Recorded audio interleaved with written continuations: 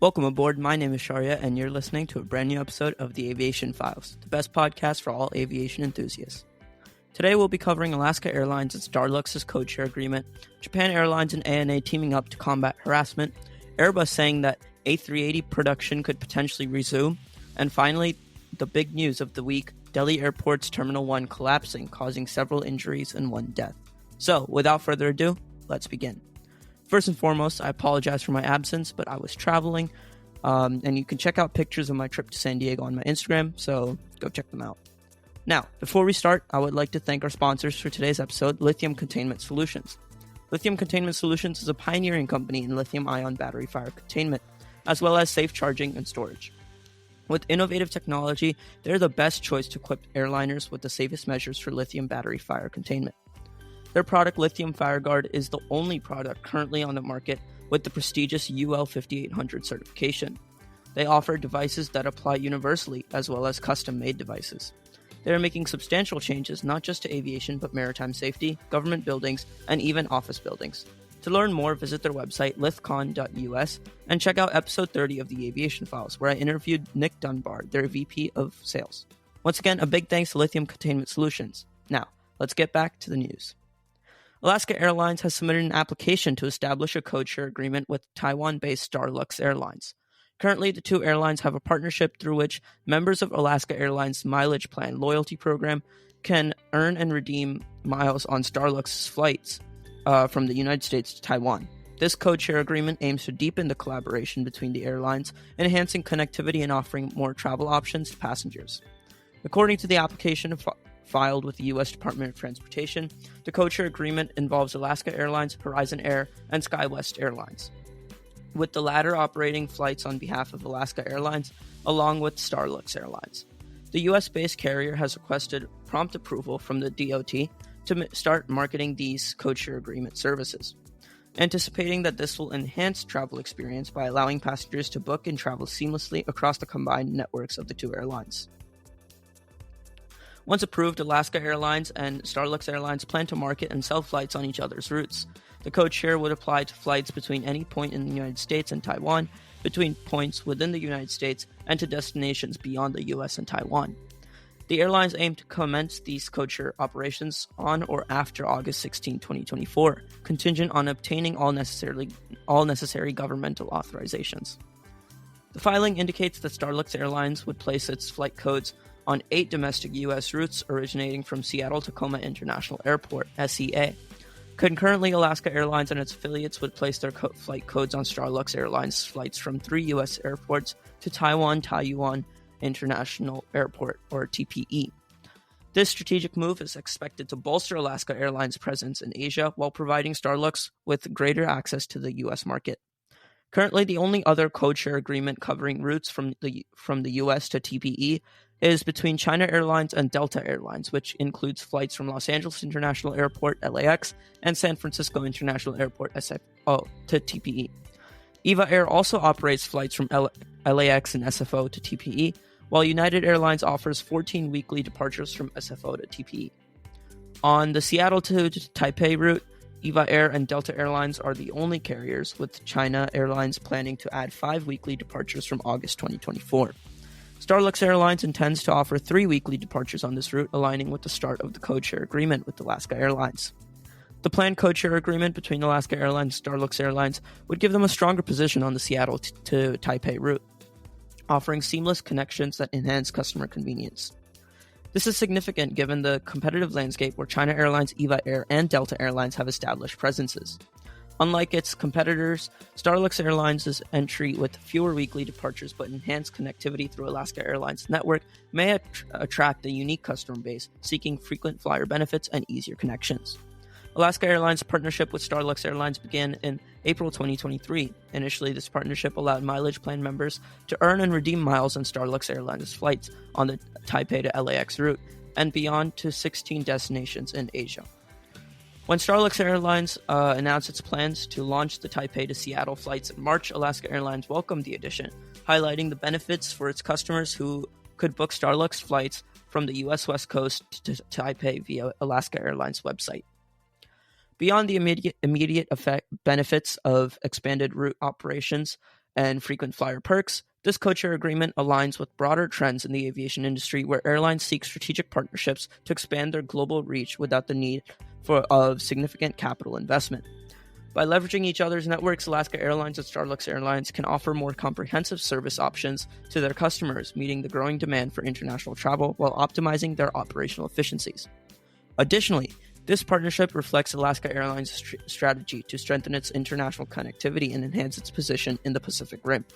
As Seattle continues to grow as a significant hub for trans-Pacific travel, the partnership with Starlux is poised to cater to the increasing passenger traffic between North America and Asia. For Starlux Airlines, which started operations in just 2020, this codeshare agreement represents a strategic move to establish a foothold in the competitive U.S. market and expand its brand presence. So, the codeshare agreement between Alaska Airlines and Starlux Airlines is poised to offer significant benefits to travelers, airlines, and the broader aviation market. Promises enhanced connectivity, greater travel flexibility, and expanded frequent flyer benefits, thereby creating a win-win scenario for both carriers and their customers. Next, let's discuss Japan Airlines and ANA teaming up to fight employee harassment in the skies. Japan Airlines and All Nippon Airways, or ANA, the two largest Japanese airlines, have collaborated to develop comprehensive guidelines aimed at protecting their staff from the demands and harassment of unruly customers or staff. Despite being renowned for their in-flight service and hospitality, both airlines have faced persistent issues common across the aviation industry, such as dealing with unreasonable and disruptive passengers. This joint initiative seeks to ensure a safer and more respectful work environment for their employees. The newly formulated framework provides a clear definition of harassment and divides it into 9 distinct categories, covering a wide range of offenses including verbal abuse, physical assault, and sexual harassment. The guidelines also outline procedures for dealing with passengers who make excessive demands or seek compensation beyond the airline's policies. Harassment is specifically defined as actions by customers that exploit their superior position to commit illegal acts or make unreasonable demands, thereby harming the work environment of employees. Previously, Japan Airlines and ANA did not have a unified policy addressing such issues. The adoption of these new guidelines represents a significant step towards standardizing the approach to handling harassment and unreasonable demands. This move is in response to the rising number of incidents within the 2023 to 2024 data, revealing that both airlines each recorded approximately 300 cases of customer harassment. These figures highlight the urgent need for a structured policy to protect airline staff. Supporting this initiative, a 2022 survey conducted by the Japan Federation of Aviation Industry Unions found that over 70% of flight attendants believe that they were photographed or videographed by passengers without permission, and 37% reported experienced harassment from customers within the year. These statistics underscore the prevalence of such issues and the necessity of robust protective measures. An illustrative incident involved British Airways where 2 staff members were suspended for body shaming a fellow flight attendant in private WhatsApp group chats. This incident emphasizes that harassment can also occur internally among airline staff, and comprehensive policies are needed to address both customer and colleague-related issues. On a positive note, if the new guidelines of Japan Airlines and ANA prove successful, they could serve as a blueprint for other airlines worldwide. By adopting similar policies, airlines can ensure the protection of their staff from harmful actions by both customers and colleagues, fostering a safer and more respectful work environment across the global aviation industry. Now, all of you Quadjet fans are going to love this story. Airbus says they haven't ruled out bringing back the A380 production. Airbus has not entirely dismissed the possibility of resuming production of the Airbus A380, which is a double-decker, as revealed by the head of Airbus's civil aircraft division in an interview with Hamburger Abendblatt. Despite this, the likelihood of such an event still remains low. The Airbus A380 has had a notable journey since its inception. This quadjet was launched at a ceremony in Toulouse in 2005, with its maiden flight occurring in April of the same year. It subsequently received certification in December 2006. Over the years, the A380 has made a significant impact on the aviation industry, with a total of 251 orders. However, the production of this aircraft has now ended, with the last unit delivered to Emirates in December 2021. The COVID-19 pandemic played a crucial role in shaping the recent history of the A380. The global downturn in air travel led to numerous retirements of the A380 fleet and operational challenges that cast doubt on its future.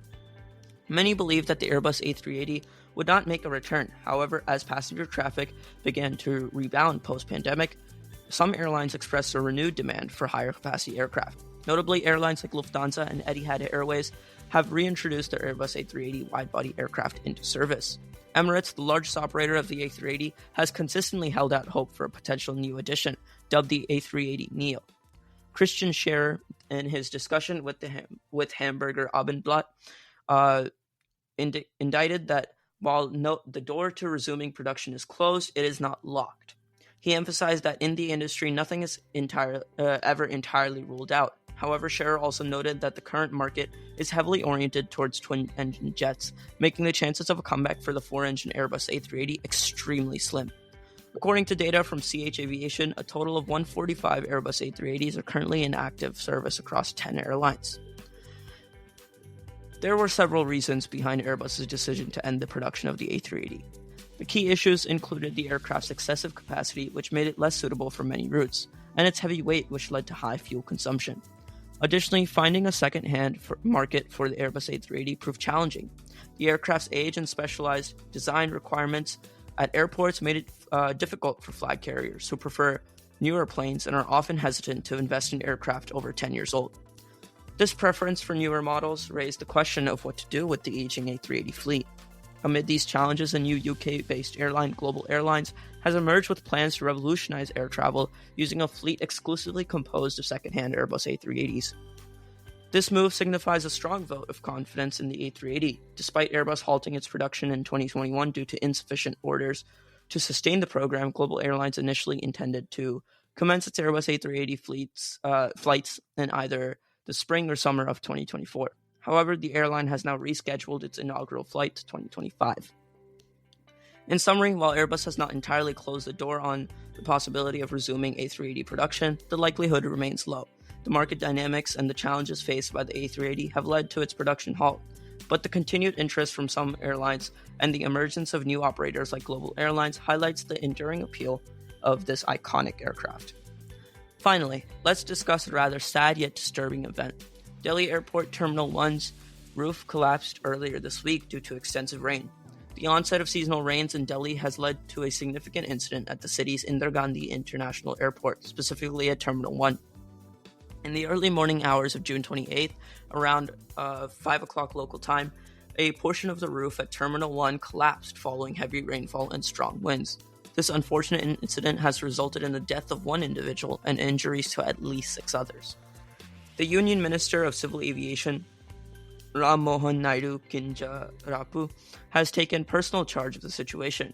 First responders swiftly arrived at the scene to evacuate and transport the victims to nearby hospitals. Minister Kinjarapu emphasized that the collapsed section was not part of the newly inaugurated terminal, but belonged to an older structure that was opened in 2009. He acknowledged the severity of the incident and announced that the airport's infrastructure would undergo a thorough examination to prevent future occurrences.